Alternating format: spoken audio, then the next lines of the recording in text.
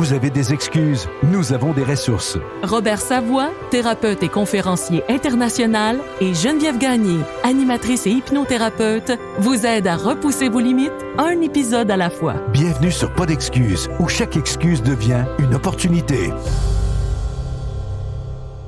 Donc aujourd'hui, à Pas d'excuses, je reçois un homme qui a marqué l'histoire du Québec en 2001. C'est en 2001, hein, M. Piché? En 2001, il est devenu mondialement connu pour avoir réussi l'exploit de faire planer un Airbus 330 pendant près de 20 minutes avec 305 personnes à bord de l'appareil. Il a sauvé plusieurs vies. OK? Donc pour vous, cette nuit-là, vous êtes devenu un héros national, mais derrière le pilote que l'on connaît, il y a surtout un homme qui a connu les erreurs, un homme qui a connu les conséquences, la prison, la dépendance et surtout la reconstruction.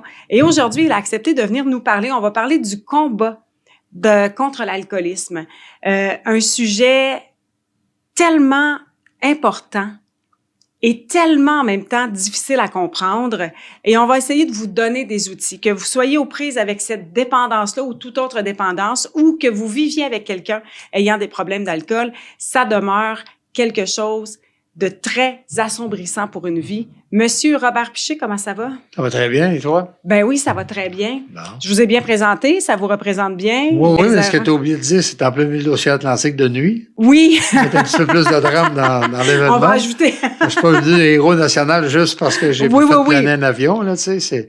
C'est les circonstances qui ont fait. Puis le héros national, ben, c'est plus côté journalistique, tu vois.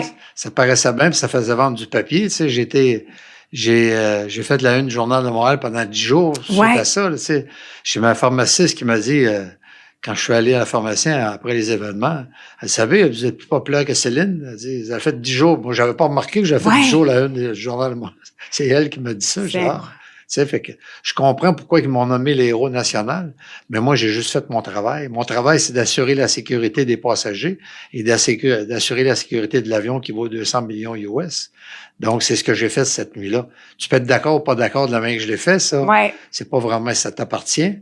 Mais il reste toujours, j'ai été au bout d'assurer la sécurité de l'appareil et des passagers. Fait que moi, j'ai juste fait ma job. Mais ça me fait rire quand vous dites ça, parce que vous parlez de ça comme si c'était d'un geste ordinaire. J'ai juste fait mon travail, mais ça prend quand même du sang-froid, ça prend du contrôle, parce que quand tout ça, j'étais pas là dans l'avion, mais quand tout ça s'arrête, qu'est-ce qui vous passe par la tête? Oui, mais ça, il faut se remonter loin. Tu sais, quand le monde me parle de sang-froid, puis que j'ai des nerfs d'acier, puis c'est pas tout à fait de même que ça se passe. Tu sais, quand c'est arrivé, j'avais 48 ans, puis c'est toute ma personne, toute ma personnalité, toutes mes expériences passées qui m'ont servi ce soir-là. C'est une entité. C'est pas juste que je me suis entraîné dans l'avion comme pilote professionnel.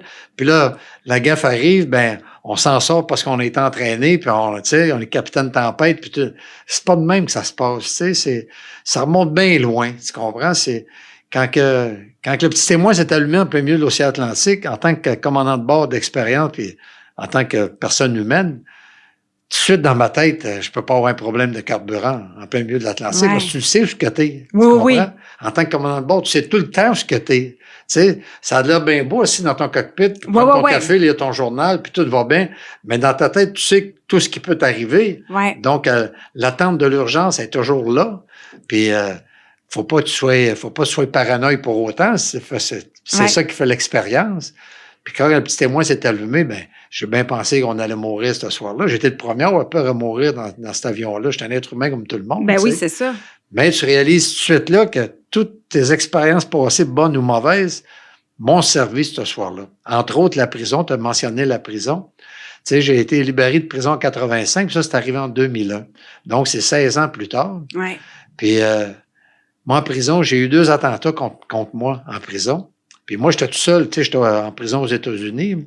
J'étais tout seul le Québécois sur 800 prisonniers, tout seul à parler français. Donc, il a fallu que je m'adapte très vite. Puis j'ai toujours eu ce sens d'adaptation-là très jeune, très rapide. Moi, je retiens beaucoup de ma mère, puis ça fait rire mes enfants quand je leur dis que je retiens de leur grand-mère. Parce que tout le monde dit, tu ressembles tout le temps à ton père quand t'es un petit gars. Mais moi, je ressemblais plus à ma mère. Parce que moi, ma mère, en 1933, qui venait d'un petit village en Gaspésie, à l'âge de 17 ans, juste après la grosse crise qu'ils ont connue dans les années 30, elle a dit à son père, à mon grand-père, je m'en vais travailler à Montréal. Wow. Mon grand-père, il a payé un billet de train, puis il a dit bonne chance. Pour partir d'un petit village en 1933, femme, toute seule, fille, à 17 ans, ça prenait du front tout le tour de la tête. Puis je suis jamais revenu chez elle. Pourtant, elle a eu beaucoup de frères et sœurs, mes oncles et tantes, qui ont toujours grandi dans le village en Gaspésie, puis n'ont jamais sorti de ce village-là. Tu vois, elle était la seule à vouloir s'en aller. Donc, je retiens un petit peu d'elle. Ça y a pris un sens d'adaptation très, très grand, puis un front de bœuf. Mais c'est un peu ça, je retiens d'elle, de ce côté-là. Puis quand le deuxième moteur a arrêté, puis quand tout le monde pense que c'est là que j'ai eu le plus peur, ben non, bêtement, d'une manière bête, là, je savais avec quoi me battre. L'avion planait, les deux moteurs étaient éteints, on n'avait plus de problème.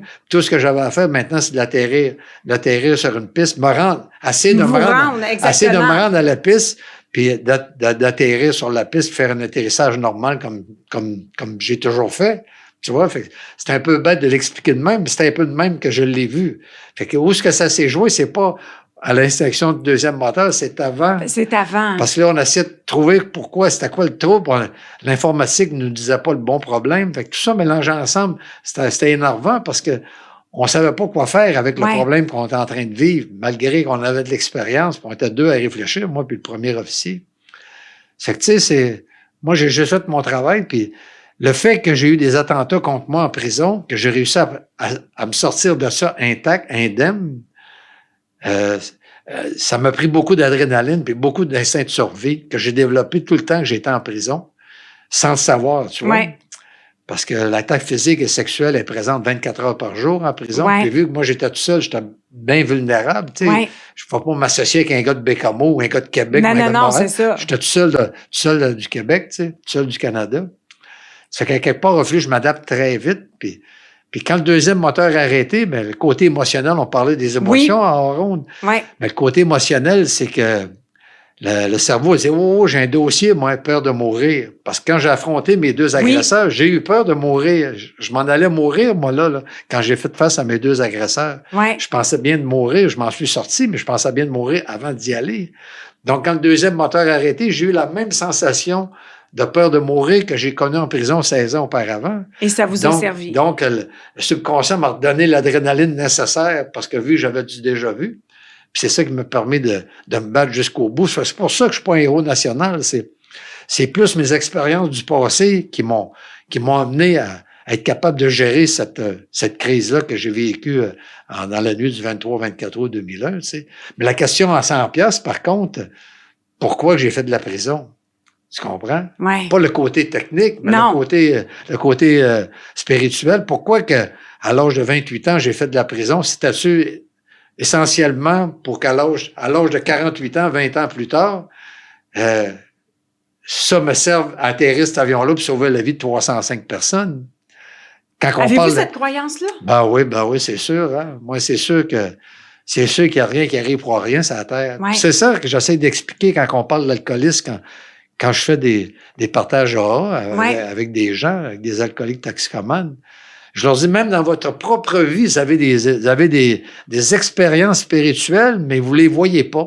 Parce que dans la base des 12 étapes et de la méthode des AA, des alcooliques anonymes, c'est de venir à un éveil spirituel qui va t'aider à passer à travers ton problème. Puis c'est là que blobesse, tu sais. C'est ce que j'allais dire parce que les gens associent beaucoup la spiritualité à la religion. C'est ça.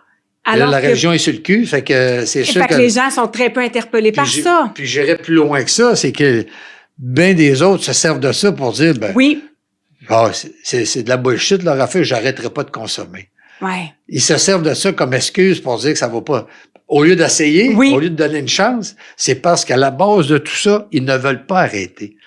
Parce que son comportement fait en sorte, tu sais, la maladie de l'alcoolisme toxicomanie, c'est 15% la substance, 85% le comportement.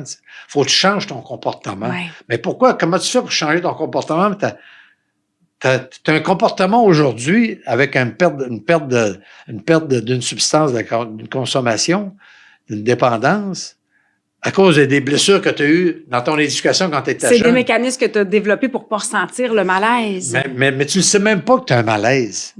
C'est ça le problème. C'est que tu as eu des malaises quand tu étais jeune, Puis tu sais, m'a donné un exemple. Moi, là, j'ai 17 ans, ma première blonde, sérieuse, j'étais cocu. Tu sais, elle passait avec un autre. Puis quand j'ai réalisé ça, j'ai juste allé la voir, j'ai dit, c'est correct, tu veux t'en aller avec un autre. Explique-moi juste pourquoi. Ouais. Puis elle n'a jamais voulu m'expliquer. C'est là que ça m'a blessé. C'est pas le fait qu'elle m'ait laissé. J'avais 17 ans. J'avais le temps en masse de me refaire, tu comprends? Mais c'est la non-explication du problème. C'est quoi? Qu'est-ce qui a fait que tu as décidé de me laisser de cette manière abrupte-là? Ouais. Tu aurais pu m'en parler avant, mais elle aussi, elle a peut-être ses propres problèmes. Ouais. Elle venait d'une grosse famille d'agriculteurs, puis elle avait vu ses grandes sœurs grandir, puis tu sais, puis je sais pas comment ça se passait dans sa famille, elle, quand elle était petite. Tu sais, tout ça mélangé ensemble fait que moi, j'ai été blessé par ça, puis la manière que j'ai traité les femmes à partir de ce moment-là, sans m'en rendre compte. Inconsciemment. C'est ça le côté insidieux de cette maladie-là, c'est que tu t'en rends pas compte que tes agissements, tes comportements sont formés sur des blessures que tu as. Puis ces blessures-là, tu sais même pas que tu es blessé. Tu sais, tu as 17 ans, bon, qu'elle m'a laissé, elle n'a pas voulu m'expliquer. Tu sais, qu'elle se fait voir ailleurs, puis va continuer avec ça, mais j'ai jamais été capable de faire confiance à d'autres femmes. Ça m'a pris bien du temps à faire confiance. Ça, c'est inconsciemment. Ça, c'est tout inconsciemment. C'est pas prémédité, c'est pas réfléchi, c'est pas songé. C'est que tu te mets à agir dans la vie, puis tu prends même pas le temps d'arrêter pour y penser, puis tu passes par-dessus, puis ton comportement s'ajuste à ça, puis là, ben c'est là que tu deviens un gars qui court la galipote, puis qui fait jamais confiance à personne, tu comprends? Ouais. C'est ça, tout ça, c'est jusqu'à temps que je le comprenne, que la manière que je traitais les femmes, j'étais pas violent, les affaires de même, mais c'est juste la manière que je les traitais, je voyais bien que je pouvais pas avoir une relation sérieuse. T'sais. Mais ça, là, quand on en prend conscience après, puis qu'on regarde le passé, là, on se dit, tabarouette, j'ai blessé. Ouais. J'ai blessé c'est pour ça que sans vouloir, inconsciemment.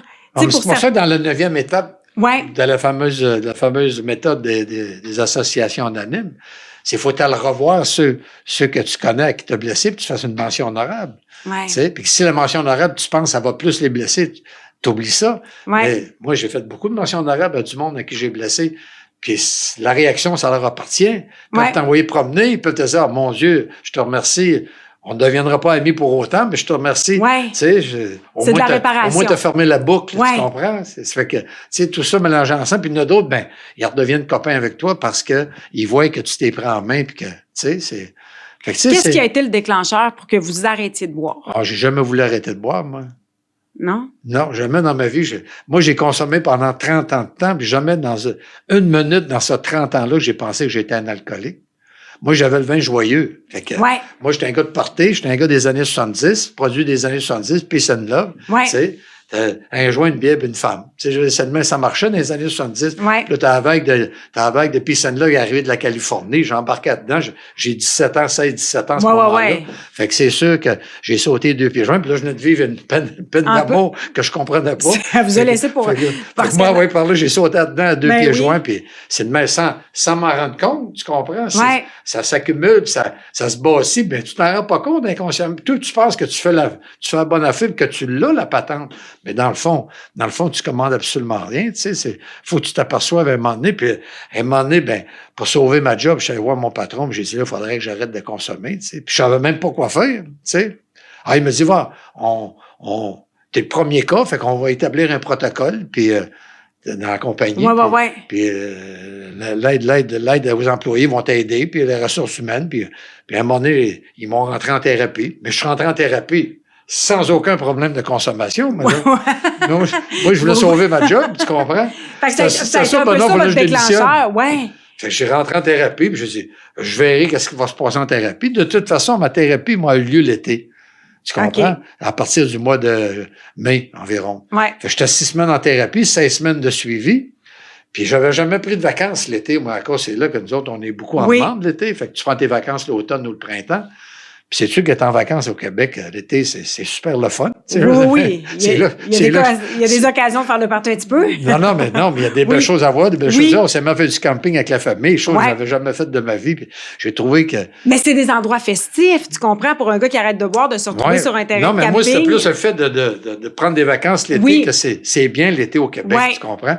J'avais jamais vu ça de cet angle-là.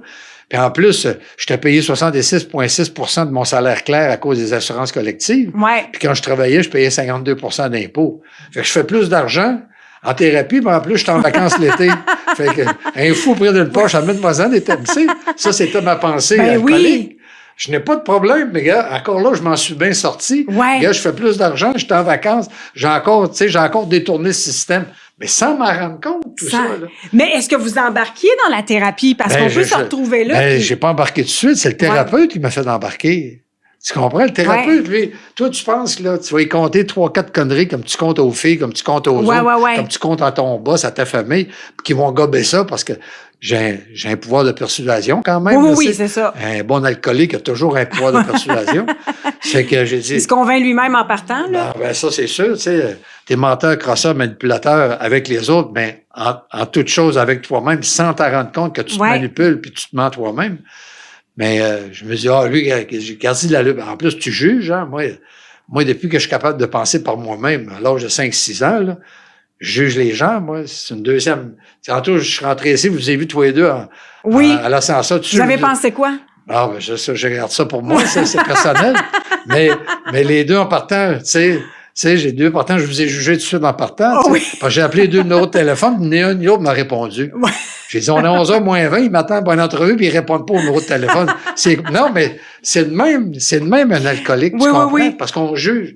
Moi, j'ai 73 ans aujourd'hui, j'ai comme 65 ans de pratique de juger les gens. Fait que ça s'arrête pas comme ça. Puis ça s'arrête pas comme ça, puis bien souvent, j'ai raison dans mon jugement, tu comprends? Ouais. J'ai pas juste jugé sans vérifier, j'ai été vérifié si j'avais raison. Ouais. Puis bien souvent, je me rends compte que j'ai raison dans mon jugement. L'expérience me fait dire que j'ai raison. Fait que j'essaye aujourd'hui, vu que je suis abstinent depuis 23 ans, ben j'essaie de mettre le jugement de côté. Je juge, mais j'y porte pas attention. OK. Après, je vais pas au deuxième niveau. Ouais. Avant, là, ça partait dans ma tête, je me faisais un scénario, puis là, ben, ça partait d'une manière tout croche. Parce que c'est un beau mécanisme de défense, le jugement. Puis beaucoup l'ont sans s'en rendre compte. Ben, beaucoup d'alcoolistes l'ont, cette chose de jugement. Parce que moi, quand j'en parle dans mes partages AA, le monde vient me voir après, puis il dit, j'avais jamais vu ça comme ça. T'as bien trop raison. Moi aussi, je juge beaucoup, tu sais. Ouais. Fait que tout ça fait que ce soir-là, quand le deuxième moteur a arrêté, c'est ma vie au complet qui m'a permis de continuer, tu sais. Tu sais, le fait de faire de la prison, j'ai pas fait de la prison pour le plaisir de faire de la prison. C'est que j'ai été mis à pied de la compagnie pour laquelle je travaillais, puis j'étais en train de perdre ma deuxième femme, j'étais en train de perdre ma maison, j'étais en train de perdre mes C'était une question de survie, là, à ce moment-là. Là, il y a un gars qui m'appelle, puis il me dit, es-tu capable d'aller chercher, prendre un il me dit pas c'est quoi, il dit, faire un vol en Jamaïque. Tout de suite, j'ai pensé que c'était ça. Je dis, pas de problème, je suis ton homme, tu sais, ça me donnait 50 000 US, dans les années 70. Ouais, c'était beaucoup. Puis là, j'ai pas fait ça, de dire, c'est beaucoup d'argent. Je me suis dit, là, m'ont montré au monde que même en mise à pied, que je suis capable de passer encore à travers la crise, payer ma maison, puis toute la patente, garder mon train de vie d'alcoolique sans savoir que je suis un alcoolique. Ouais. Garder mon train de vie parce que manger dans un restaurant, boire, ça coûte cher. Sortir, puis courir la galipa. Je vais être capable de tout faire ça. Fait que, fait de me faire poigner, de faire de la prison, c'était complètement dehors de, tu sais. Vous avez jamais pensé que ça pouvait arriver? Non, la solution à mon problème que j'étais en train de vivre là, elle était là. Tu comprends? Ouais. Fait que j'ai accepté de le faire. Puis étant un petit peu aventurier, moi, tu sais, à l'âge de 20 ans, quand c'était le temps d'apprendre l'anglais, parce que dans les années 70, 60, 70, l'aviation est en anglais, tout est en anglais. Les livres, l'instruction, le contrôle aérien, tout ça. Ça fait qu'il fallait apprendre l'anglais. Puis moi, comme je t'ai dit tantôt, je viens de Montjoli. C'est pas là que j'ai appris l'anglais. Fait qu'à 20 ans, après mon cours de pilote, je suis parti 6 mois sur le pouce tout seul, je faisais le tour de l'Amérique du Nord, 40$ dans mes poches. C'est un peu comme ma mère qui est partie en 1933. Tu sais, on a un peu des parcours similaires. C'est pour ça que je dis tout le temps que j'y ressemble beaucoup, tu sais. Mais tout ça fait que quand le deuxième moteur a arrêté, c'est ma personnalité qui a fait que je m'en suis sorti. C'est pas parce que j'ai des nerfs d'acier et je suis meilleur qu'un autre. C'est que je suis un aventurier capable de m'adapter pour faire face à des situations qui sont difficiles. Tu sais, quand il te met 38 dans le front, la police, là, tout de suite, là, tu réagis, là, tu dis, ça y est. Là, tu sais ce qui s'en vient. Tu vas rentrer en prison, tu T'es aux États-Unis, tabarnouche. Faut que tu passes à travers ça. Ils m'ont enfermé pendant 1 mois et demi de temps dans 8 pieds carrés. Ma cellule, t'as à peu près la moitié de ton studio ici, là, tu sais. Mais là, à ce moment-là, là, parce que, tu sais, on entend, là, vous buviez déjà beaucoup à cette époque-là, puis là, on vous enferme, on vous emprisonne. Y a-tu de l'alcool en prison? Moi, je suis pas dans la grosse prison, là. Non, c'est ça. Si tu fais prendre, toi, à Rimouski à faire un crime, il t'amènera pas tout de suite à... Exactement. À Saint-Anne-des-Plaines. Ils vont te mettre dans la petite prison de Rimouski. Puis là, ils vont étudier ton cas, tu vas passer en cours. Puis au bout de 4-5 mois, ils vont dire, mais toi, là, on t'envoie à Donnacona. Tu comprends? Oui. Mais là, pendant que tu es dans la petite prison, là, c'est longtemps. Tu n'as aucun service. Moi, j'ai pas vu la lumière pendant 1 mois et demi de temps. Personne n'a parlé, tout seul avec ton problème. De quoi virer fou, là? Puis là, de quoi virer fou certain. C'est là que la force mentale embarque. C'est là que tu apprends à te connaître toi-même. Tu sais, on parlait tantôt de connaissance de soi-même. C'est là que tu commences à penser que tu es fort. Puis la boisson, c'est même peu un problème, là. Faut que tu sortes de là le plus vite possible. Tu comprends? Peu importe que ça va coûter, faut que tu sortes de là. Puis il faut que tu fasses ce qu'il y a à faire pour sortir de là, tu sais. Puis t'es comme pogné, tu sais. Tu peux pas dire, aller demander à l'autre au coin de la rue qu'est-ce qu'il en pense. Puis on vous apporte aucune aide. Non. À ce moment-là, il n'y a pas un thérapeute à un moment Jusqu'à temps que tu passes en prison. Jusqu'à temps que tu passes en cours, puis là, il te donne ta sentence, tu sais. Puis là, quand il te donne ta sentence, tu rentres dans une petite prison pendant 3-4 semaines pour te dire, comment ça va se passer. Ça se fait pas du jour au lendemain, là. Il y a toute une affaire de bureaucratie à faire pour la paperasse puis la patente. Faut pas oublier que je suis un Canadien, là. Fait que, tu sais. Ça complexifie. Qu'est-ce qu'on fait avec ce Canadien-là, là? Tu sais, parmi la gang qui sont en prison qu'on connaît, là, on sait que les autres, la majorité, ils ont même pas le primaire, tu sais. Ils ont même pas la première année du primaire de fait. La majorité, ils n'ont jamais été à l'école, tu sais. C'est qu'à quelque part, ils ont peur pour ma vie, mais toi, tu le réalises pas, ça, tout de suite, tu sais. C'est pour ça que faut que tu t'adaptes très vite. Il y a un nom dit et un nom écrit. Puis ça, quand le deuxième moteur est formé, on n'avait jamais pratiqué ça dans un simulateur. Fait que là, j'avais des noms dits, des noms écrits à gérer, comme j'avais géré en prison. Puis comme j'avais réussi à m'en sortir en prison, le subconscient, tu vas t'en sortir, fais-toi-en pas, tu sais. Fait que tout ça, c'est des expériences, tu sais, spirituelles que j'essaie d'expliquer pour que les gens essaient de se voir eux-mêmes qui ont des expériences spirituelles pour devenir à un éveil spirituel, puis te lever le matin puis faire confiance à ta puissance supérieure qu'on appelle qui tu veux. Appelez-la comme vous voulez, exactement, ça, exactement. Moi, c'est ma mère puis mon parrain. Tu sais, mon parrain que j'avais d'ERA quand il est décédé. Là. C'est drôle parce qu'à un moment donné, là, rien à voir avec vous, mais je suis capable de conduire une voiture, là, mais certains probablement me critiqueraient beaucoup. Puis j'ai fait de l'aquaplanage sur l'autoroute 40. Et encore à ce jour, je dis que c'est quelqu'un d'autre qui a conduit ma voiture. J'ai pas la capacité de ramener ça. Il y a quelqu'un de plus grand, de plus fort que moi qui a fait exactement les bonnes... Je voyais le mur de béton s'en venir. Je roulais à peu près. Je roulais un petit peu vite, là, en toute transparence. Un mur de béton qui s'en venait. Puis quand le coup de volant s'est donné, c'était d'une force que je ne m'explique pas encore aujourd'hui. Puis après ça, j'ai vu au centre de la 40, c'est un mur de béton, et de l'autre côté, c'est un garde-fou. J'ai dit, ça va fesser moins fort sur le garde-fou. Et juste à la dernière minute, un autre coup de volant. J'ai repris ma route, écoute. Et encore à ce jour, je me dis, il y a une puissance divine. Puis je me sens pas un peu... Ça m'a beaucoup conscientisé, mais... Puis j'avais tu déjà... vois, si on dirait que t'étais une héroïne, tu dirais, ben non. Il y a quelque chose qui m'a... Il y a quelque chose qui m'a... Là, tu comprends pourquoi je suis pas un héros. Mais avez-vous l'impression d'avoir été guidé ce soir-là? Oui, je peux t'en compter plus que ça. Moi, quand le deuxième moteur a arrêté, là... Malgré que j'étais au fait de la situation dans laquelle j'étais, là, tu sais, il y a quand même 305 personnes à bord, là, puis on est en train de planer en pleine nuit au-dessus de l'Atlantique. Dans 10 minutes, on va peut-être être mort, là, tu sais. Mais je me suis baissé la tête. Je voyais pas l'île des Açores. OK. Je voyais juste un petit filet de lumière, tu comprends? Ouais. Fait que je me trouvais assez loin encore. J'étais à 33 000 pieds quand le deuxième moteur a arrêté. Puis je me suis baissé la tête. Puis je me suis dit 3 fois, ça se peut pas.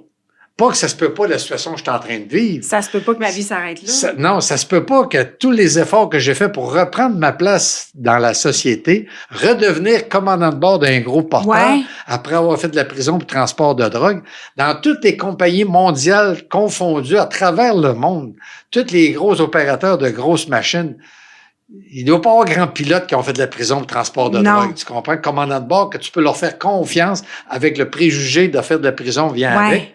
Surtout dans l'histoire de drogue, qu'aujourd'hui, il est commandant de bord d'un gros porteur, que le monde, ils font confiance. Puis là, je me suis dit, moi, j'ai travaillé 16 ans pour reprendre ma place. Ça n'a pas été facile. Je m'étais mis moi-même des bâtons dans les roues, puis à compte les préjugés, puis revenir, puis les circonstances de la vie ont fait que j'ai réussi à reprendre ma place. Puis là, aujourd'hui, je suis sur l'avion la plus sophistiquée sur le marché, de l'aviation moderne, dernier cri de la technologie. Je suis en train de planer comme un vulgaire planeur au-dessus de l'océan Atlantique, dans 10 minutes, ils vont mourir. Fait que je me suis baissé la tête. 3 fois, je me suis dit, ça se peut pas. Combien de temps j'ai pu avoir la tête, d'après toi, baissée? Sûrement pas 5 minutes. Sûrement pas, non? Sûrement pas 3 secondes, mais peut-être 20 secondes, 30 secondes. Tu sais, ça se peut pas. Ça se peut pas. Tu sais, je peux le faire devant toi, ça va prendre 15 secondes. Puis quand je me suis levé, l'île était là. C'est comme si quelqu'un, dans ton coup de volant à toi, comme si quelqu'un avait pris l'avion. Puis il l'avait avancé. Il l'avait avancé à double vitesse pour quand j'allais lever la tête, j'allais sentir l'adrénaline, dire, je suis capable de me rendre à l'île. Tu comprends? Oui. Ça, il faut que je fasse attention. Je sais pas comment c'est qui tes auditeurs, là. Faut que je fasse attention. Il y a une grande ouverture d'esprit, je l'espère. J'espère bien, parce qu'ils vont dire le commandant quand est-ce qu'il rentre chez moi, tu sais. Mais vous comprenez ce que ça résonne dans la tête des gens, des illuminés, des déconnectés. Fait que quand on dit à quelqu'un, j'en ai dans mon entourage des gens qui ont des problèmes d'alcool. La majorité, pas la majorité, 100% d'eux sont inconscients qu'ils ont un problème d'alcool, tu sais. Puis. Tu le sais tout le temps un peu que tu as un problème, pas d'alcool, mais que ça n'a pas de bon sens de la manière de te virer une brosse la veille. Ouais. Ça, tu le sais en te levant, là. Ta femme crie après toi, les enfants ne te parlent plus, puis ton boss, il commence à te regarder de travers, ça fait 2-3 fois que tu te rapportes malade, puis il sait bien trop que t'es pas malade. Tu sais, tout ça fait que tu le sais. Mais t'es pas capable de te dire, je devrais arrêter. Puis bien souvent, il y en a qui essayent d'arrêter d'eux autres mêmes, mais ils sont pas capables parce que l'entourage, tu sais, moi, on appelle ça des filleuls, là, vu que je suis parrain. Oui. Pas parrain des gars avec qui je suis dans un A, là, mais on appelle ça un parrain, quelqu'un qui chapeaute le cheminement d'un gars qui commence. Puis le gars qui commence, on l'appelle le filleul. Ouais. Puis il y en a plusieurs, moi, qui m'appellent. Il y en a un qui m'a appelé dernièrement, il dit, ça fait 10 ans qu'on va à chasse au canard avec mes chums. Ça dure 4 jours. Pour t'en virer une maudite. Là, ça fait 6 mois que je suis abstinent. Je l'ai pas dit à mes chums encore que j'étais abstinent. Puis là, la chasse s'en vient. J'ai payé tout là, pour aller avec eux autres dans le chalet. Qu'est-ce qu'il faut que je fasse? Puis je dis, moi, c'est pas à moi de donner la réponse. À toi de trouver ta réponse. Est-ce que faut que tu te demandes, par contre, je peux t'aider à la trouver, ta réponse. Ouais. Est-ce que faut que tu te demandes, est-ce que tu aimes vraiment aller à la chasse au canard? Est-ce que tu tripes vraiment là-dessus? Ou que tu tripes sur la chasse au canard parce que tu sais que tu vas enverrer de maudite loin de ta femme, tout seul dans le bois, avec tes 4 chums, puis que personne va te juger, personne va rien dire, puis tu vas pouvoir coucher ivre mort à toi et soir. Lequel que c'est tu penses que tu aimes vraiment la chasse ou c'est parce que tu aimes aller prendre un coup? Il m'a rappelé 2 jours après, il dit, j'irai pas à la chasse au canard. Fait que pendant ce 10 ans de temps-là, il disait à tout le monde qu'il aimait aller à la chasse au canard, mais dans son fond intérieur, c'est qu'il savait qu'il allait aller virer une maudite brosse. Tu comprends? Mais pour les gens qui sont de l'extérieur, OK, moi, là, j'ai pas viré, j'en ai viré quelques-unes des brosses dans ma vie, là. Ah oui? Tu n'as pas de l'air à ça? Non, je le sais. Sans parler? Moi, le problème, vous l'avez dit. Je connais un podcast qui s'appelle Pas d'excuses, on va pas en parler. Non, mais pour vrai, moi, le problème, ou la chance que j'ai, c'est que l'alcool ne me fait pas. Je perds la carte, puis si vous me voyez, les fois où j'ai dépassé dans ma vie, c'était pas chic, tu sais. Fait que ça m'a mis un frein. Mais, c'est un peu comme mon épouse. Mon épouse, après 2 verres, la tête, il tourne, elle n'aime pas cet effet de tête. Exactement. Tu sais, puis l'effet de blackout le lendemain. Fait que quand tu vois quelqu'un qui, malgré une brosse, qui magane, est capable le lendemain matin à 8-9 heures de se rouvrir une bière, ça devient même une nécessité. C'est là que pour quelqu'un de l'extérieur, ça devient difficile à comprendre. Puis tu sais, je me souviens, j'avais une conversation avec quelqu'un dans mon entourage, puis elle comprenait pas pourquoi son chum arrêtait pas de boire. Elle dit, me semble, c'est évident. J'ai dit, tu sais, on va prendre un comportement que toi tu as. Puis là, j'ai dit, le laisser lui. Ça fait des années que tu sais que t'es malheureuse, ça fait des années que tu souffres de vivre avec un alcoolique, mais de le laisser est insurmontable pour l'instant pour toi. C'est la même problème. Non, mais c'est pas de laisser l'alcoolique qui est insurmontable. C'est de se retrouver tout seul qui est insurmontable. Les problèmes monétaires, les problèmes juridiques, les problèmes avec les enfants, les problèmes avec la maison. Tout ça devient insurmontable. T'es obligé de déménager dans un petit 4,5, t'es habitué de vivre dans une maison. Ouais. Puis là, les gardiennes, les patentes, les ci, les ça. C'est pour ça que la personne décide de rester. Ouais. Malgré qu'elle a une peine de rester. Tu sais. Exactement. La souffrance, les gens. Mais le lendemain, quand il ouvre sa bière, là, c'est pas pour, parce qu'il était un alcoolique. C'est pour se déculpabiliser d'avoir viré une brosse la veille.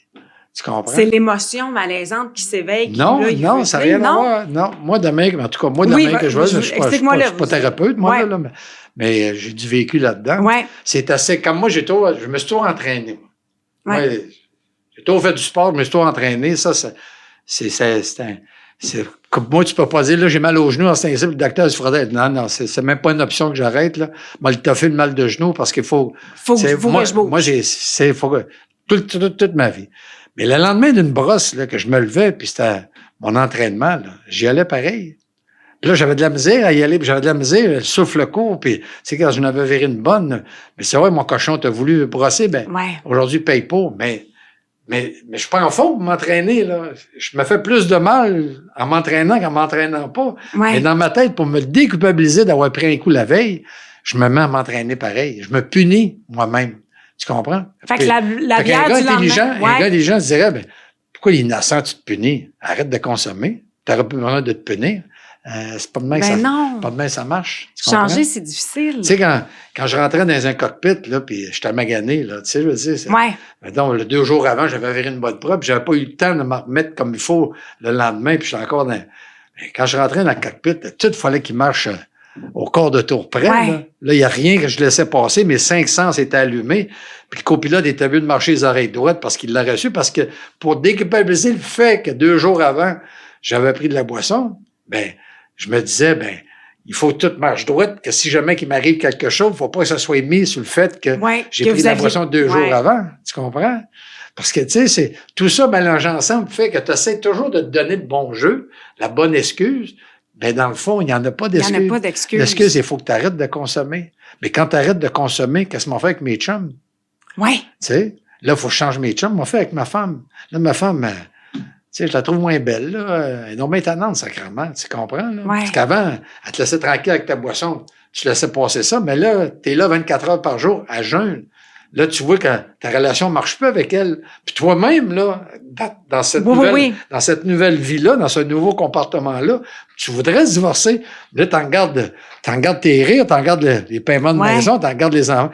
Toi-même, tu te dis, je suis pas pour la laisser, on va me retrouver dans la rue, puis là, tu repenses à ton problème d'alcool, tout de suite, tu dis, si je continue à prendre des coups, je reviendrai peut-être comme avant. Fait que là, le gars rechute, tu comprends? Parce qu'il se donne l'excuse de rechuter. Tu sais, c'est tellement complexe, le fait de vouloir arrêter de consommer, que personne de l'extérieur qui n'a pas ce problème-là ne peut pas comprendre pourquoi qu'un gars se lève puis s'ouvre une bouteille le matin après avoir viré une brosse la veille. T'sais. Ben non, quand il est rendu à... moi, je t'ai rendu à 3 bouteilles de vin, moi tout seul. Ma femme me le disait. Qu'est-ce que t'es là? Rien, je suis correct, là. Tu sais, ça n'a pas de bon sens. Après 3 bouteilles à toi tout seul, voyons. Puis vous êtes pas... J'ai fait le tour du monde dans un avion super sophistiqué à 41 000 pieds. Je dois pas être si innocent que ça. Je dois avoir une certaine base d'intelligence. Mais comment ça, de 20 verres de vin? J'ai oublié toute la merde que j'avais faite pendant tant d'années de temps. Tu comprends? Que j'essayais même pas de comprendre pourquoi que je prenais un coup autant que ça. Je savais que quand... Tu sais que... On commençait le repas, puis ça allait pas assez vite. Le service du vin. Ça me fatiguait. Fait que là, tu t'avais ta propre bouteille. Regardez vos bouteilles, on va m'acheter la mienne. Tu comprends? Là, pendant que les autres en buvaient une, en buvaient 3. Tu sais, puis là, le monde ne veut pas être avec toi. Puis là, tu fais le rejet. Quand tu fais le rejet, tu deviens paranoïaque. Quand tu deviens paranoïaque, tu es une gang d'innocents qui comprennent. Tu sais, je veux rien savoir de ça. Puis là, mais tout ça, c'est de la souffrance. Ah, ben oui. Souffrance. Ben oui. C'est de la souffrance, puis c'est l'incompréhension. Tu comprends? Ça vient, moi... J'ai souvent tu sais, on a beaucoup d'idées quand on était jeune, les parents prenaient des photos, c'était pas numérique dans le temps. Puis quand on regarde toutes les photos que j'ai de moi quand j'avais 3, 4, 5, 6, 7 ans, on dirait que je pleure ces photos. Ma mère, elle dit, non, elle dit, tu pleures pas, gars, là, t'étais porté de Noël, t'avais du fun. Non, je pleurais pas, mais j'avais de l'air triste. Parce que moi, j'étais peut-être un petit gars, quand je suis venu au monde, qui avait besoin de plus d'amour que mes frères, admettons. Puis vous n'aviez pas assez. Puis ma mère me donnait ce qu'elle pouvait me donner sans réagir, sans comprendre que je n'avais besoin de plus. Aujourd'hui, on essaie tous de comprendre.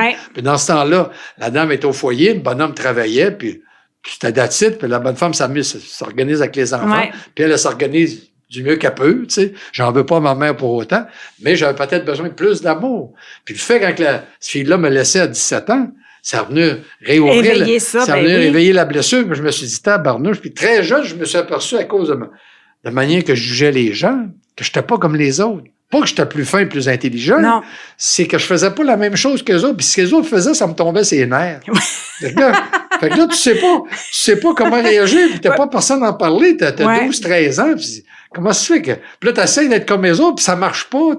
T'essaies d'être dans un groupe, puis au bout d'un temps... Ça fonctionne. Puis c'est malaisant quand tu te ben sens oui, t'essaies de te faire des amis, puis tu n'agis pas comme les autres. Fait que les autres, à un moment donné, sont pas portés à être amis avec toi parce que tu n'agis pas comme les autres, puis t'es pas d'accord avec ce qu'ils font, puis là, t'essaies de faire ce qu'ils font, puis tu vois que c'est pas correct, puis t'as pas ce côté-là de valeur, puis tu sais, c'est... Les besoins sont insatisfaits. Tout ça mélangé ensemble, puis la vie continue, puis tu prends pas le temps de penser. Moi, quand j'ai suivi ma thérapie à 49 ans, là, comme j'ai dit au thérapeute, j'ai dit, tout le monde devrait suivre une thérapie à 50 ans. Tout le monde. À 50 ans, là, à mi-chemin, là, tu devrais arrêter et dire, je prends 2 mois, là, pour réfléchir comment ça se passe dans ma vie. Tu comprends? Imagine. Moi, je dis avant ça.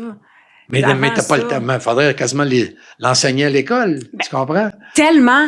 Ouais, J'enseigne au collégial en ce moment, puis je me bats pour faire rentrer. Puis là, c'est optionnel. Non, ça devrait être obligatoire. Et déjà, de se comprendre, tu sais, à 50 ans, là, il y a déjà une partie de votre vie qui est faite. Il y a déjà, puis c'est encore plus difficile de défaire les mécanismes de défense qui sont extrêmement rodés. Mais quand tu prends conscience de ça, les jeunes aujourd'hui ont plus d'outils, une plus grande ouverture. Je pense que... C'est-tu mieux ou c'est-tu pas mieux?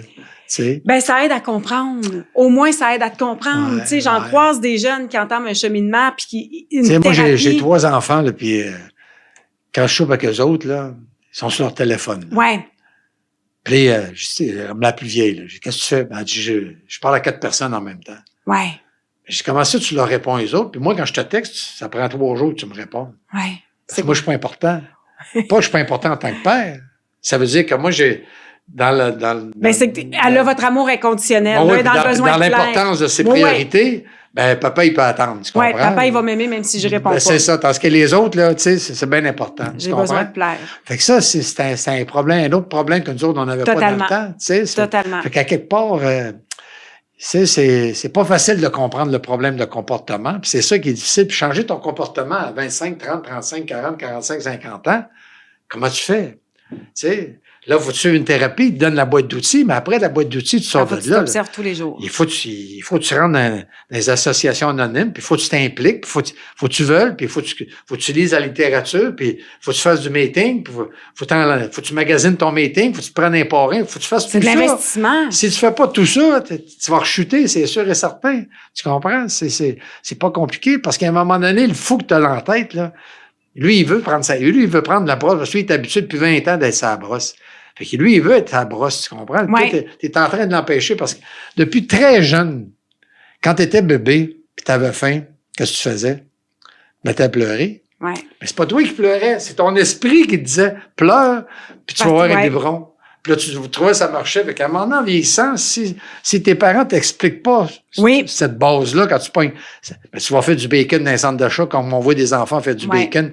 Puis là, tu dis, pauvre madame, elle n'a pas été capable d'y expliquer que c'est son esprit qui est en train de le contrôler parce qu'il veut pas avoir le petit jouet à 3 piastres que sa mère veut pas y acheter. Puis là, il fait le bacon. Tu sais, mais qu'est-ce qu'il va être, ce petit gars-là, à 15, 16, 17, 20, 25, quand personne, tu sais. Puis là, il ne pourra plus faire le bacon à 20 ans. Fait que là, ce qu'il va faire, il va se mettre à consommer pour passer par-dessus sa frustration, puis son manque à gagner, puis la patente. Puis c'est le même, ça. Quand tu arrives à 50 ans, tu dis, tu faisais-tu le bacon quand tu avais 4 ans? Il va dire, ben oui, tu viens de là. Non, mais. Non. Tout un point. Si votre enfant fait le bacon, là. Non, mais c'est. Mais oui. Non, mais je comprends ça. Mais écoute, j'étudie présentement une formation qui est tellement extraordinaire, qui explique tout ça, d'où ça vient. Puis, tu sais, quand tu es thérapeute, tu comprends ça. Il y a une chose entre le savoir, OK, puis les connaissances et l'intégration. Mais c'est parce qu'il faut que tu vulgarises ta connaissance. Exactement. Si tu le vulgarises pas, le commun des mortels ne comprendra pas. T'sais. Mais puis même si tu arrives à le vulgariser, si toi-même tu l'as pas incarné dans ta propre vie, si toi-même tu t'es pas mis face à tes, puis tu sais là. Non, mais tu pourras pas te mettre face tant que tu n'arriveras pas dans ton bas, le bas du baril, dans le fond du baril. Puis le fond du baril, comme je t'ai dit tantôt, c'est différent de toute personne. Là, c'est juste faire une job, l'autre, c'est le divorce, l'autre, c'est des enfants qui ne parlent plus, l'autre, c'est se retrouver dans la rue, puis l'autre, ça va jusqu'à la mort. Ouais. Moi, j'ai accompagné des gars dans la mort que j'en ai sauvé une couple, une couple, je suis arrivé en retard, puis ils sont morts, là, tu sais, la conjointe m'appelait, là, il faudrait que tu viennes parce que, ben là, tu te dépêches, tu y vas, puis dans une couple occasion, je suis arrivé en retard, le gars, L'ambulance était déjà là, puis le gars était mort, tu sais. Mais tu sais, ça va jusque-là. Comment qu'un gars fait pour consommer c'est pas la consommation. C'est le problème qu'il y a dans sa vie. Il n'a jamais été capable de le régler, son problème. Moi, j'avais un de mes amis que je te parle, entre autres, que je suivais beaucoup, qui est décédé, là. Puis quand je suis allé au funérailles, il y avait un jumeau, lui. Puis je connaissais pas son jumeau. Mais quand je suis allé au funérailles, j'ai tout compris. Ouais. J'ai rencontré du jumeau, puis le jumeau qui était vivant, c'était le dominant, puis l'autre, c'était le dominé. Exactement. Puis l'autre, il n'a jamais rien fait de bon, puis le dominant a toujours été le meilleur de la famille, tu comprends? Infériorité, il n'a jamais été capable de se mettre à niveau, puis il n'a jamais été capable de passer par-dessus ça, malgré que ce gars-là, là, il construisait des 25 étages. Ouais. Tu comprends? Il était contremaître sur un chantier, puis j'allais le voir sur ses chantiers quand il avait besoin de moi, là, parce qu'il avait soif, puis il m'appelait. Puis je disais, comment tu fais pour construire un... Là, il y a 50 gars qui travaillent pour toi, puis ils ont tout l'air occupés, tout l'air affairés. Toi, t'es ici dans ton bureau avec dans ce temps-là, c'était des blueprints. Oui. T'es ici avec ton blueprint, là, puis là, toi, tu donnes des commandes à tes foremen sur le chantier, puis comment tu fais pour être sûr et certain quand il va te rendre au 4e étage, ça s'effondrera pas, cette affaire-là? Ben, tout est là. Ben, moi, j'en garde les plans, puis je vais faire un tour sur le chantier, puis là, je vois que c'est bien fait, je fais confiance à mes contremaîtres, puis, tu sais, mais c'est extraordinaire ce que tu construis. Mais lui, il voyait pas ça de même. Comme moi, j'étais un héros, je suis pas un héros. Tu sais, moi, j'ai fait ma job comme lui faisait sa job. Tu comprends? C'est tellement complexe, la tête. C'est tellement complexe.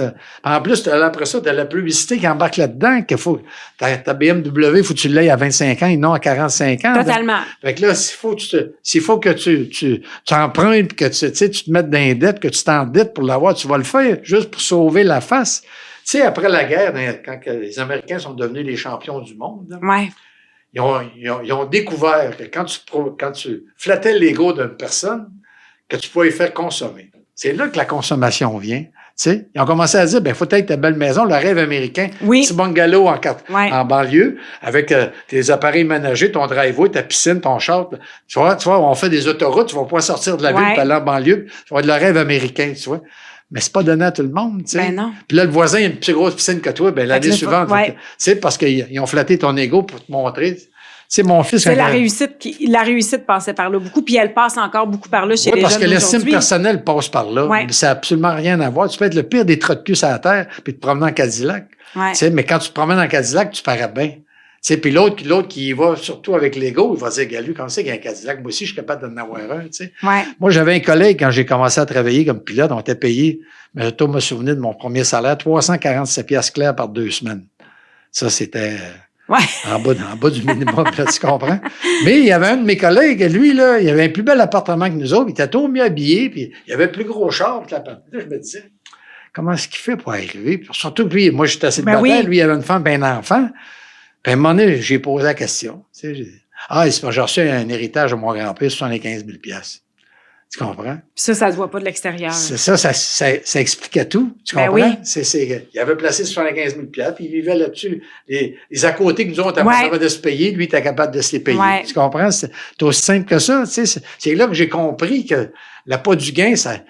Puis souvent, aujourd'hui, quand on regarde ça, on connaît pas non plus le compte en banque de la personne. Ben, des fois, il y a la grosse maison. Mon fils avait 12 ans, puis on sortait de chez nous, du domaine, puis c'est toutes des grosses voitures. Puis là, j'ai mon fils, tu vois, là, toutes les voitures qui étaient ici, les maisons, là, il y en a au moins 75 là, qui n'ont même pas d'argent dans leur rire. Tu comprends? Ils vivent au jour le jour, là, puis ils ont de la misère à faire leur paiement, mais ça paraît bien, ils ont la grosse maison. J'ai une cousine, c'est le moment présent, tu vois pas l'avenir. Oui, j'ai une cousine qui est très proche, moi, qui était agent immobilier à Outremont, tu sais. Outremont, on sait que c'est un quartier UP de Montréal, là, tu sais. Puis elle dit, Robert, si tu te voyais, comme des fois, je vais pour lister une maison, là, fait que je rencontre le propriétaire, on rentre dans sa maison, il n'y a pas de meubles. Le gars, il y a une table, 4 chaises, un divan, les murs sont vides, il y a une petite télé dans le coin, frigidaire, un poêle. Mais il y a la grosse maison Outremont. Tu comprends? Gros char de parquet dans, mais pas capable de... Tu sais, c'est ça la vie, c'est que après la Première Guerre mondiale, cet ego-là a été développé, puis là, ils ont sorti les cartes de crédit. Ben, les cartes de crédit, t'as pas de problème, les cartes de crédit. Mais moi, mon père, quand il avait des cartes de crédit, quand j'étais jeune, il fallait que tu sois capable de payer le montant mensuel. Si tu payais pas le montant mensuel pendant 2 paiements, il t'enlevait ta carte. Tu comprends? C'était vraiment du crédit temporaire. Moi, je me souviens, j'étais très jeune, on m'avait donné une carte de crédit sans m'expliquer comment ça fonctionnait, puis je me souviens que dans le temps, il y avait les Woolco, ils me l'ont coupé à la caisse. Ils me l'ont coupé. Ah ouais. Ah oui, moi, ma femme, elle travaille pas, ma femme, dernièrement encore, là. Ouais. Et moi, j'ai un peu d'immobilier, puis ça m'a donné des cartes de crédit gratuites. Elle a reçu une carte de crédit chez nous, ma femme. Oui. 5 000 $, elle travaille pas. Tu sais? Puis là, on te dit pas, là, ben, elle sait comment ça fonctionne, mais imagine quand t'es jeune. Ah ouais. Moi, mes parents parlaient pas de ça, personne parlait de ça. Moi, j'étais comme, j'ai de l'argent. Ben, mon Dieu. 500 $. C'était 500 $. Le paiement minimum, 10 $. Oui, mais ça a pris, écoute, ça a pas, moi, je savais même pas, fallait que je paye ça. Fait que quand je suis arrivée chez Woolco puis que ça a pas passé, la fille, elle l'a coupé. Tu vois plus ça aujourd'hui. T'as fait du bien, ça. Non, ça m'a pris quelques erreurs encore avant de comprendre. Non, mais t'as rendu service. C'est un petit peu humiliant, là. C'est ça qui est le gros problème de base avec l'alcoolisme, c'est pas la consommation. C'est pas la substance. La substance, c'est sûr que moi, j'aimais bien le vin, ça, c'est sûr, là, tu sais. Mais c'est surtout le comportement. C'est surtout ton comportement. Il faut que tu changes. La personne d'extérieur qui essaie de voir, faut qu'elle comprenne le comportement en regardant son propre comportement. Tu sais, tu disais tantôt, tu parlais de quelqu'un qui veut divorcer à cause de son mari est alcoolique et a de la misère. Ce serait pas possible. Les femmes battues, pourquoi les femmes battues retournent? Ils défendent leur homme battu rendu en cours. Tu sais, non, il est pas si pire que ça. Pourquoi? Tu sais. Mais moi, j'expliquais ça aux gens. J'étais là. Quand vous regardez l'alcoolisme avec un certain jugement, regardez dans votre vie, il y a quelque chose, une blessure, une peur, une souffrance que vous savez qui est là, qui vous freine dans la vie, mais que vous n'arrivez pas à surmonter. Tout le monde a ça. Tout le monde a ça. Et bien souvent que tu veux pas voir. Que tu veux pas voir. Tu as tellement souffert. Si la souffrance est de plus en plus grande, c'est que tu l'as mis dans ton jardin secret, tu as boire à la clé, puis tu as jeté à la clé, puis tu veux rien savoir de ça, d'en parler. Et même quand tu l'as conscientisé, ça demeure difficile. Il y a des gens que c'est la malbouffe, il y a des gens que c'est ça. Mais. Moi, je connais des filleuls là, que je les amène sur le bord des larmes, là. Ouais. Ah ouais, parle-moi, tu l'as, l'émotion. Oui. Là. Pas capable. On ne peut pas y toucher. Parce qu'il a tellement souffert quand il était jeune.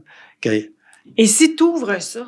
Mais c'est parce qu'après ça, tu peux plus jouer à victime. Non. Parce que ça te donne une excuse pour vivre de la manière que tu vis. Ouais. Tu comprends?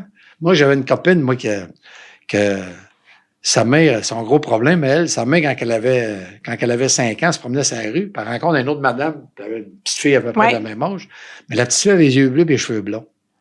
Puis la madame, la mère, il a dit, moi, j'aurais donc aimé ça avoir une petite fille aux yeux bleus et aux cheveux blonds. L'autre, elle a les cheveux bruns et les yeux bruns. Ouais, mon Dieu. Mais la mère n'a pas dit ça. Méchamment. Méchamment, elle dit ça pour faire plaisir à madame, pour dire qu'elle avait une belle petite fille. Ouais. Mais elle, la petite fille de 5 ans, elle captait ça, ma mère même pas.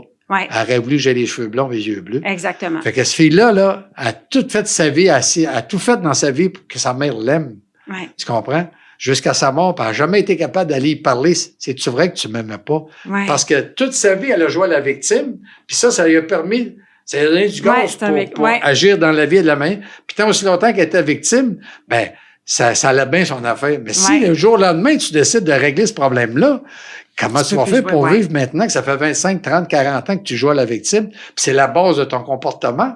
Puis là, tu n'es plus victime parce que la personne te dit qu'elle t'aimait, qu'elle s'excusait. Mais là, comment je fais demain matin de me lever? Tu comprends? Puis le personnage de la victime va revenir dès que tu vas être redéclenché. Tout le temps, tu vas essayer de trouver une victime dans d'autres affaires. Tu sais. Mère Teresa, tu vas devenir une Mère Teresa innée, puis tu ne voudras jamais t'en sortir. Tu comprends? Mais as-tu vraiment besoin de t'en sortir? Si tu es malheureuse à cause de la situation, il faut que tu t'en sortes. Mais il y en a qui se complaisent tellement dans leur situation qu'ils commencent à se faire croire qu'ils sont heureux, malgré qu'ils savent qu'ils ont un problème de base. Tu vois-tu que c'est complexe? Tu comprends? Mais qui finit par y arriver? Parce qu'il y en a qui réussissent à arrêter de boire. Faut pogner le fond encore là.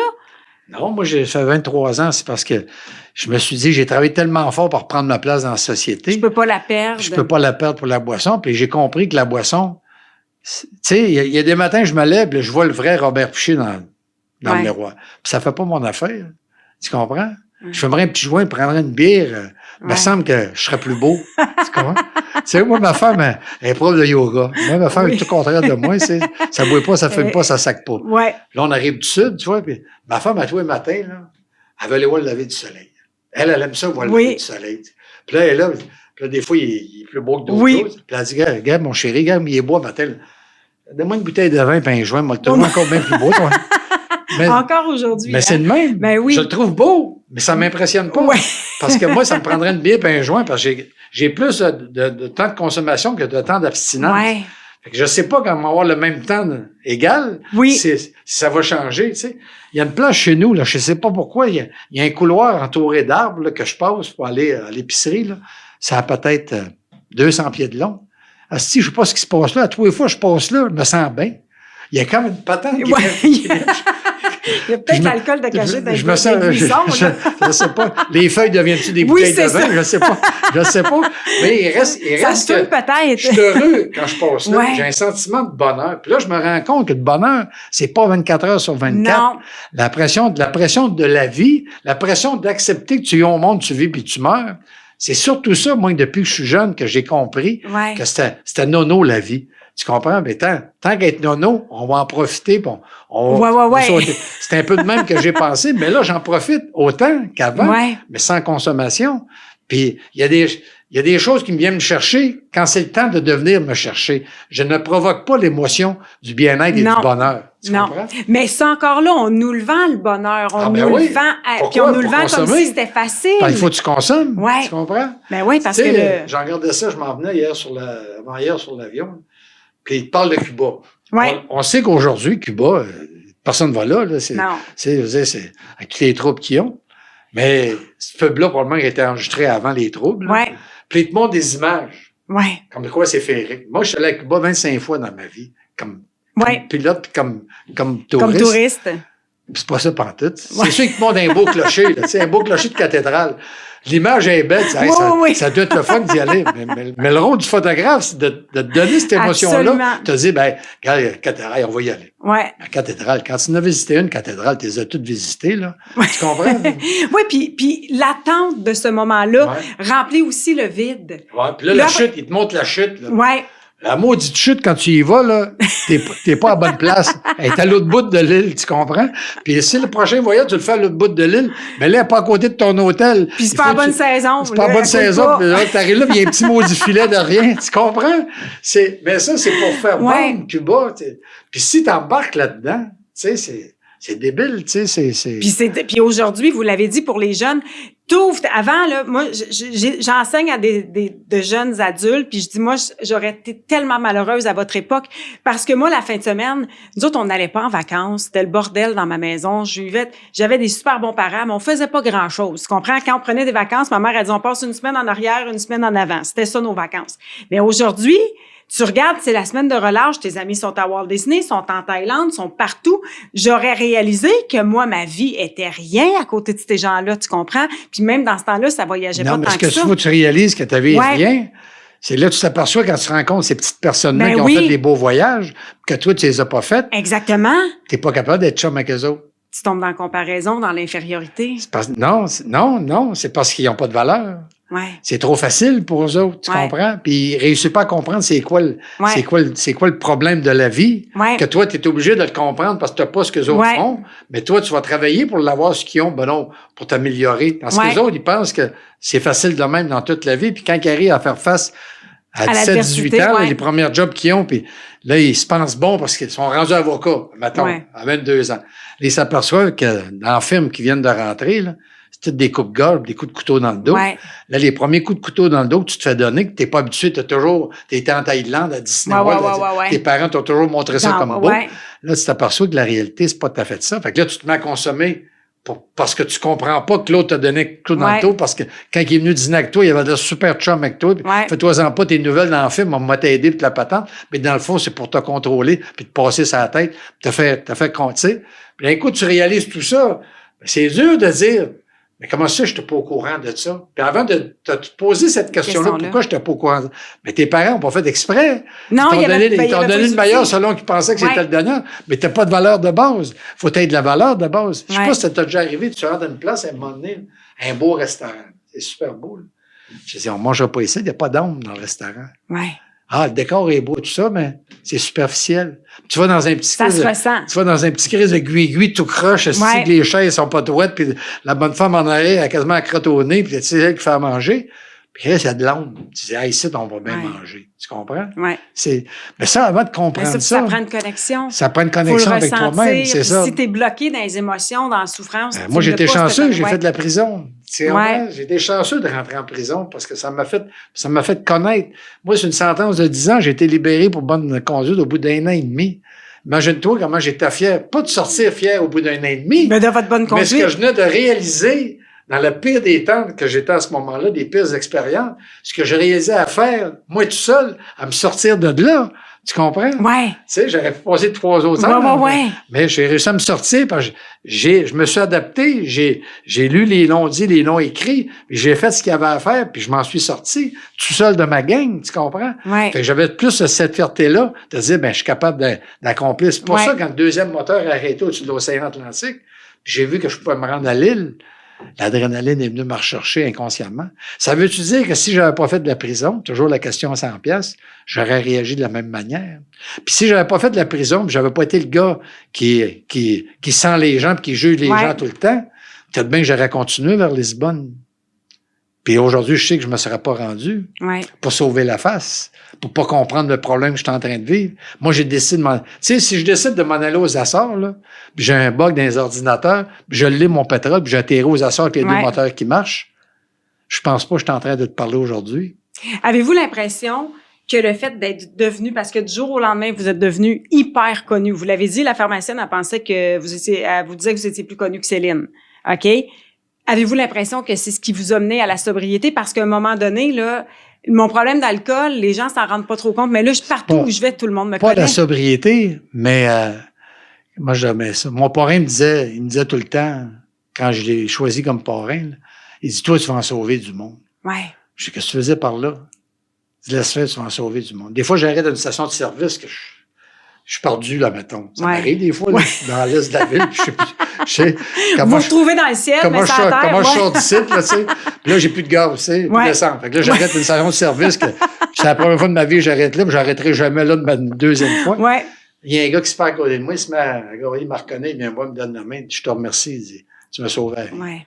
Il dit, je suis alcoolique, puis je suis abstinent, je t'ai entendu dans un podcast à télé, dans un journal, puis il dit, depuis ce temps-là, je ne bois plus. J'étais encore en République avec 2 de mes chums pas en République, au Mexique, en train de dîner à midi. Puis un gars qui est venu me voir. Il a arrêté la conversation, il m'a donné la main, je voulais vous féliciter. Ça fait 2 ans que je suis abstinent à cause de vous. Il m'avait sauvé la vie. Il m'a dit merci, puis il est parti. Ça, c'est ma paye, tu comprends? Ouais. Si je peux faire ça, moi, je pense que dans le genre de gars que je suis, puis les conneries que j'ai faites, puis ce qui m'arrive, c'est pour aider à sauver du monde. Mais encore là, je trouve que j'en sauve pas assez. Je trouve qu'on parlait tantôt, là, il faudrait qu'on ait une émission de télé ou qu'on aille au Centre Bell devant 20 000 personnes puis parler ce qu'on parle, toi et moi, présentement. Il faudrait faire ça. Puis vous parlez...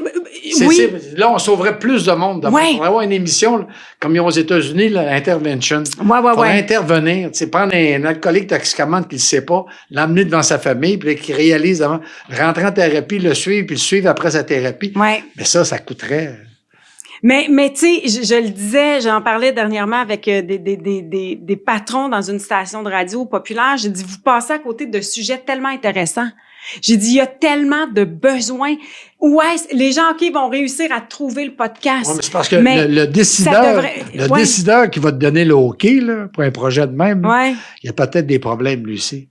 Puis lui, il va peut-être pas entendre ce que tu as à dire. Tu comprends-tu? C'est ça l'affaire.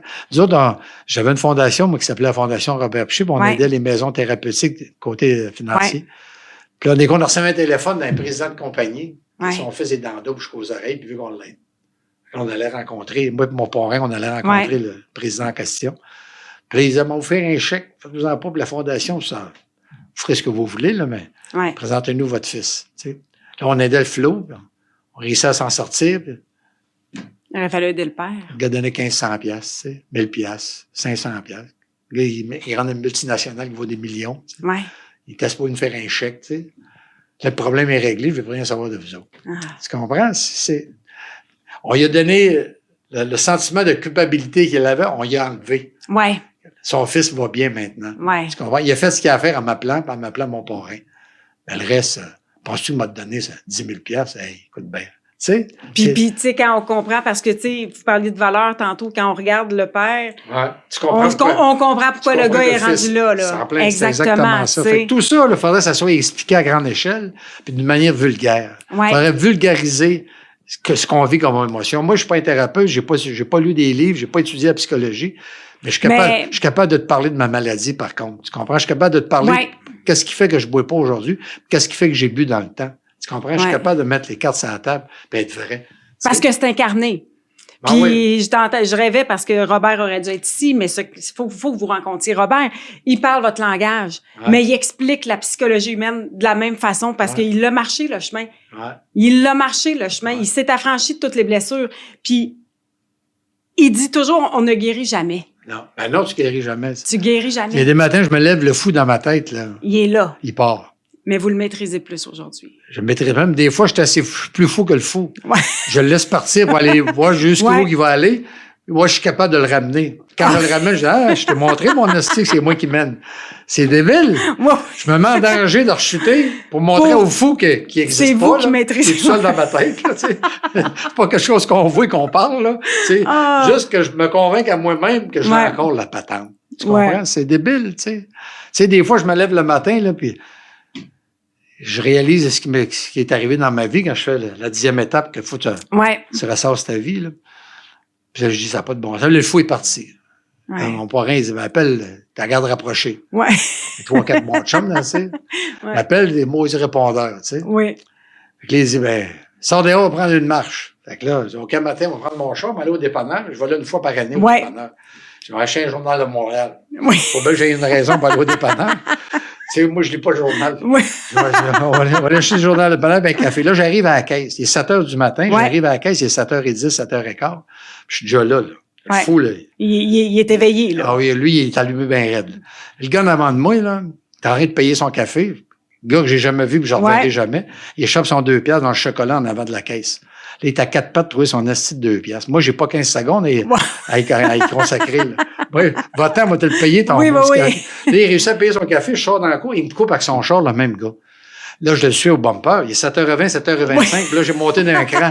Tu comprends? Là, j'arrive au coin de la rue. Hein? Le feu vire jaune pour lui. Il passe à la jaune. Moi, j'arrive à la route.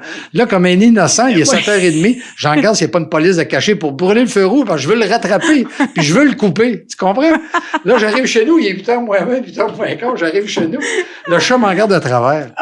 Le chat m'en regarde pas de travers. Il m'en regarde jamais, le chat. Mais ce matin-là, j'ai décidé qu'il m'en regardait de travers. J'ai envie de sacrer un bon coup de pied. Là, ma femme rentre de ses cours de yoga. Elle est zen. Là, elle me regarde, elle dit, oh, palais, elle dit, parti ce matin? Ah, il est parti solide. Tu comprends-tu? Mais c'est débile de même. Oui, tu comprends? Ben oui, complètement.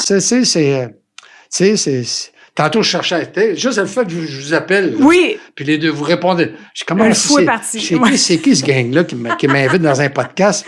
En plus, elle me dit dans son courriel, appelle-moi s'il n'y a pas de réponse à l'autre numéro. Mais le pire. J'appelle les deux numéros. J'ai dit, je m'en vais chez nous. Ben non, tu sais. Oui, mais le pire, c'est que quand vous avez appelé, j'ai dit à mon chum, ça va aller plus vite. Va le chercher. Il était à l'entrée. Il est déjà là. C'est juste pour ça que j'ai pas répondu. Non, mais c'est ça.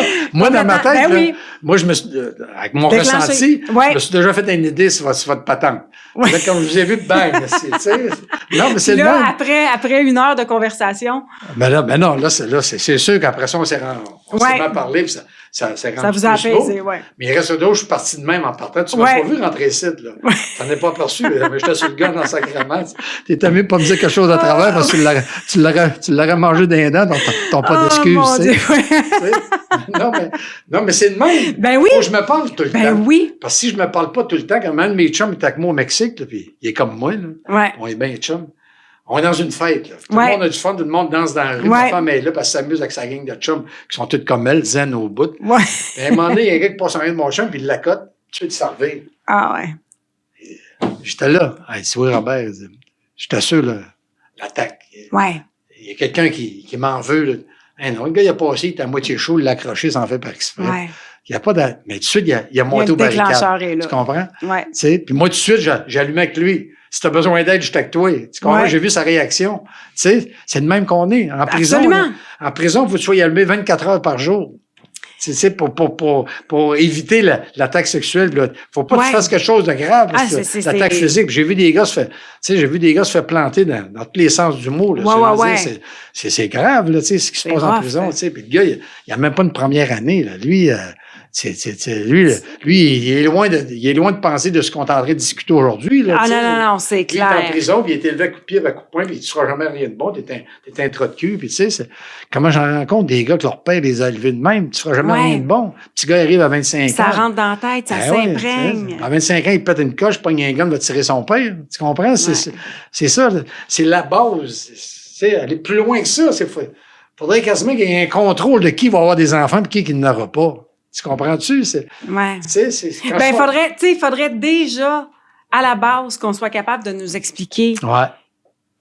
Qu'on soit capable de nous expliquer qu'est-ce que je fais.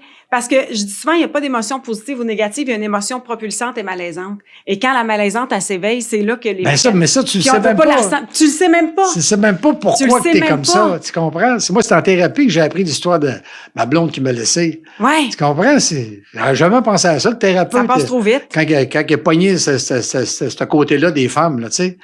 Là, j'ai commencé à penser à ça. J'ai dit, il a raison. Tu sais, je veux dire, tu sais, moi, je t'ai invité dans une sorte de patente. Il y en a qui s'appelle balade de rêve. Il me passe un vieux char des années 40, 50, 60.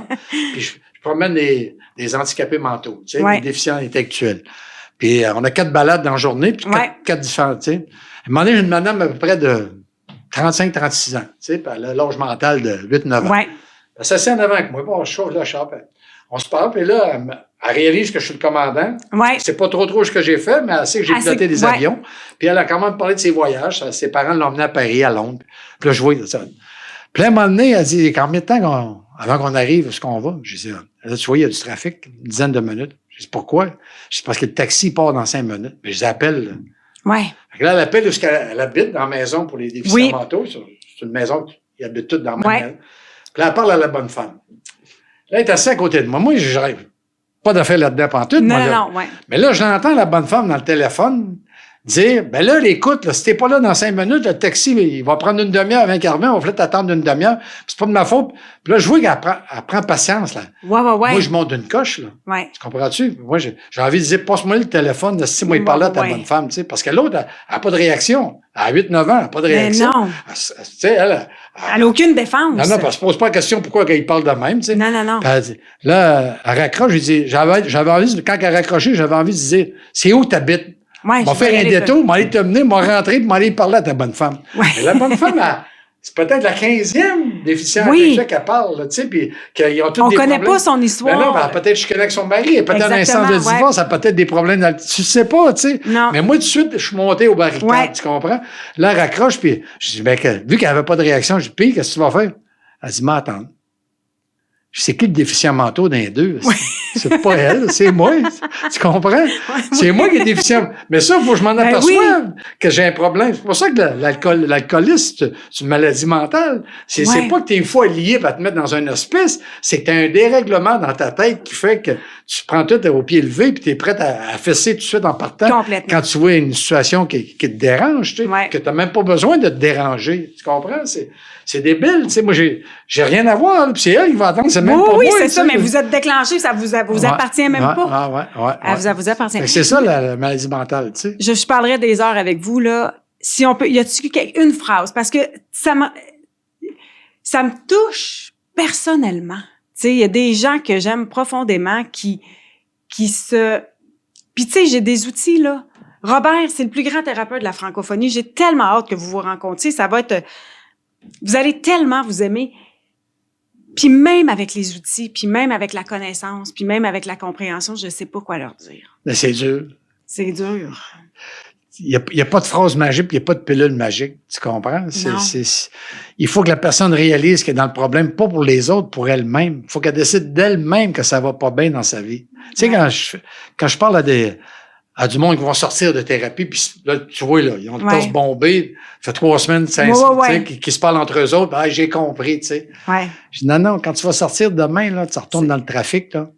Ta barmaid au gros sein, là, est encore là, puis ton pusher est encore sur le coin de la rue, puis, tu sais, lui, eux, ils n'ont pas changé, là, tu sais, je veux dire, il faut que tu vois la réalité telle qu'elle est, tu comprends? Si tu as envie de retourner dans la marde que t'es, parce que si tu es en thérapie aujourd'hui, c'est parce que ça va pas bien dans ta vie. Comment tu dirais, c'est ta femme qui t'a mis ici, ta job, ton boss, tes enfants. Il y a de quoi qui va pas. Il y a quelque chose qui n'allait pas, donc tu étais dans la marde. Fait que là, tu vas sortir demain, tu as un choix. Tu as un choix de t'en sortir puis devenir une bonne personne, ou tu as un choix de revenir dans la marde, à revenir en thérapie. C'est ton choix. Mais le choix, c'est juste toi qui peux le faire. Il n'y en a pas d'autre qui peut le faire. Mais quand tu essaies de faire ce que tu as à faire, c'est un fleuve. Il était long, le fleuve. Tu sais, la traversée du désert est longue. Ça n'arrivera pas demain matin. Puis nous autres, les alcooliques toxicomanes, Fallait que ça arrive hier. Ouais. Tu comprends? Puis là, il n'y a pas de... Tu sais, c'est comme le gars, moi, je me suis toujours entraîné, comme je t'ai dit, dans les gyms, partout. Puis là, tu vois le gars qui arrive, qui a un 50 livres overweight, là. Puis là, tu vois l'instructeur là, qui est en train de dire quoi, les machines, les poids. Pauvre gars, c'est jamais... Si le gars, il a 50 livres overweight, c'est parce qu'il n'a jamais entraîné de sa vie, il n'a jamais fait de sport. Là, s'il fait faire du sport, qu'il va avoir tellement mal partout, que dans un mois, quand il va avoir perdu une demi-livre, il va dire, c'est quoi cette patente-là? Je maigrirai jamais. Fuck off. Mais qu'est-ce qu'il faut que tu fasses pour maigrir? Faut que tu commences par un régime, change tes habitudes alimentaires, ton comportement alimentaire. Puis là, quand tu auras perdu 15-20 livres, viens me voir. Maintiens ton comportement alimentaire. Puis viens me voir. Puis là, moi, tu commences à former tes muscles. Mais ils n'ont pas le temps de faire ça parce que c'est pas payant. Et là, ils prennent ta carte de crédit, ça coûte 42 piastres par mois. Puis le gars, dans sa tête, j'essaye, mais ça marche pas. Je vais continuer à manger mes Joe Louis sans problème. Tu comprends? Il n'y a pas de phrase magique, il n'y a pas de pilule magique. C'est toi, il faut qu'il décide de te sortir de la merde tout seul. Si tu veux bien vivre une vie de la manière la mieux que tu peux. Tu comprends? Mais si la vie, être sa brosse, c'est ça que t'aimes. Mais si tu es en thérapie, c'est parce qu'à quelque part... Il y a une conscience à quelque part. Si tout s'effondre autour de toi, tu sais. Si tes enfants viennent plus te voir parce qu'ils ont honte, quand tes enfants veulent plus trop traîner avec toi, quand tes amis s'éloignent. Ta femme ne veut plus sortir avec toi. Exactement. Quand tu es un party, ta femme ne veut pas y aller parce que tu trouves 56 000 excuses pour pas y aller. Mais dans le fond, c'est parce qu'elle, si elle va être obligée de te ramener le bain-sous, tu vas pisser dans tes culottes, puis tu sais, ça, c'est juste... C'est honteux. Ouais, tu sais. Il n'y a pas de parole magique, tu sais. Puis la personne qui vit avec un alcoolique, il faut que tu le laisses. Il faut que tu le laisses, tu n'as pas le choix. Il se guérira jamais tout seul. La deuxième étape, les 12 étapes, c'est qu'il faut que ça prenne quelque chose. Il faut que tu viennes à croire. Il ne faut pas que tu croies. Il faut que tu viennes à croire que quelque chose de plus grand que toi va te redonner la raison. Ça, là, c'est compliqué. Parce que la première, c'est t'admets. Tu n'arrêtes pas de consommer. T'admets que tu as un problème. Mais ça, admettre, là, ça veut dire que tu es une personne intelligente, j'admets. Sinon, si j'admets, il faut que je fasse quelque chose. Puis la deuxième, j'ai perdu le contrôle de ma vie. Ah non, moi, j'ai un gros chat. Moi, j'avais une grosse maison payée, 2 chars dans le cours. Les enfants vont dans les écoles privées. Je fais des gros salaires. Je n'ai pas perdu le contrôle de ma vie. Mais quand tu commences à rentrer dans le programme, puis tu t'aperçois que la boisson contrôlait ta vie, c'est là que tu as perdu le contrôle de ta vie parce que tout ce que tu faisais en te levant le matin, quand est-ce que m'en prendre un coup? Puis toutes tes activités professionnelles, personnelles, sociales, étaient en fonction que tu allais prendre un coup. Tu comprends? C'est débile comme maladie. Fait que quand tu arrives à la première étape, si tu réussis à passer à travers, les autres, ils t'attendent. Les autres étapes t'attendent. Parce que la troisième, tu te lèves le matin puis tu confies ta volonté et ta vie à Dieu tel que tu le conçois. Ça veut dire que tu commandes rien. Moi, j'ai été commandant de bord pendant 40-50 ans, pensant que je n'ai commandé des affaires. Mais ça fait 23 ans que je m'aperçois que j'ai jamais rien commandé. Tu sais, le fait que j'ai fait de la prison, le fait que j'ai sauvé 305 personnes, j'ai rien à voir là-dedans. Moi, j'ai été un outil. C'est pour quelque chose de plus grand que moi. Tu comprends? Mais ça, il faut que tu le comprennes. Puis il faut pas que tu t'enfles la tête parce que tu es plugué direct. Non, mais moi, je suis rendu plugué direct. Je fais une connerie en char, la police est là. Tu comprends-tu? Non, mais je sais, des fois, je fais une affaire, je veux pas faire parce que mon petit intérieur me dit, pas une fois. Bang, la conséquence arrive tout de suite. J'ai dit, tu vois, Piché, tu t'as encore essayé. Tu n'as rien à faire, essaye-toi pas, t'es plugué direct. T'es surveillé, tu peux pas 4 heures sur 24. Hey, ça a été un immense bonheur. Vraiment, un immense bonheur. Ça m'apaise de vous écouter parler. Puis, tu sais. J'aime toujours en parler parce que j'essaie de vulgariser le maximum possible, que les gens comprennent. Totalement. Puis, tu sais, justement, le langage que vous parlez, c'est un langage qu'ils peuvent comprendre. Puis, tu sais, si toi qui es dans le milieu des médias, essaie de nous organiser ça. Je vais travailler. Il y a Mike Ward qui fait une patente au Centre Bell. Là, c'est juste un podcast. Des gars, de la vodka, c'est pas le bon gars. Des gars, ça a bras, puis ça se pogne le cul pendant 20 000 personnes. non, mais on va faire quelque chose. Ça, ce serait intéressant à faire. Là. Puis je suis certain que l'étiquette se vendrait. C'est puis déjà, ça se vend déjà. Ça se remplit des amphithéâtres de gens qui veulent comprendre. Puis c'est pas tous des alcooliques. Tu sais, on parle d'alcoolisme, mais il y a des souffrances, tu sais, puis mais t'as pas besoin, tu peux être alcoolique sans avoir un problème de substance. Ton comportement, t'as un problème, mais toi tu le vires pas en alcool, tu le vires dans d'autres choses. En d'autres choses. La dépendance affective. La dépendance affective. Tout ça, ça suit, Mais merci beaucoup, M. Piché. Bienvenue. Merci. Voilà, c'est tout pour cet épisode. Pas d'excuses, juste des actions. Partagez-nous vos impressions, commentaires ou suggestions à info@podexcuses.com. Merci d'avoir écouté Pas d'excuses. On se retrouve au prochain épisode et d'ici là, faites de chaque excuse une opportunité.